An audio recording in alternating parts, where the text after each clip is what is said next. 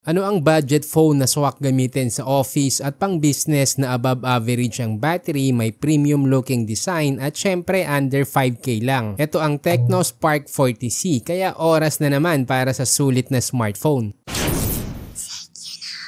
Ito yung napansin ko sa design, naka-flat edges na kaya modern look at may pagka-flagship vibes. Parang iPhone o high-end Android phones na kadalasan ganito ang style ng mga edges. Kaya masarap hawakan at hindi mukhang cheap kahit budget phone lang. Malinis at symmetrical naman yung camera module niya, kaya ang dating mas premium at mas mahal tingnan kaysa sa totoong presyo. Pagdating naman sa kulay, may matte finish at hindi madaling kapitan ng fingerprint. Para sa akin, bagay din tong gamitin sa office kasi malakas ang dating ng design, classy at social tignan. Ang pinaka-highlight nito ay ang battery. May 6,000 mAh capacity na above average para sa price range nito. Kaya sakto to para sa mga business owner, professional at online seller na laging naka-Messenger, Gmail o Zoom. May kasama din itong 18 watts charger. Sa display, naka 6.67 inch HD Plus IPS LCD na may 120Hz refresh rate. Hindi man sobrang taas ng resolution pero malinaw at smooth pa rin para sa email, movies, presentation at video calls. Sa performance, naka Helio G81 chipset na may AnTuTu score na around 268K. May 4GB RAM at 128GB storage na expandable pa hanggang 1TB. Hindi siya pang heavy gaming pero sapat na sa productivity apps, online meetings, social media use at light game tulad ng ML. Camera wise, may 13MP main shooter na kayang mag-record ng hanggang 2K video at 8MP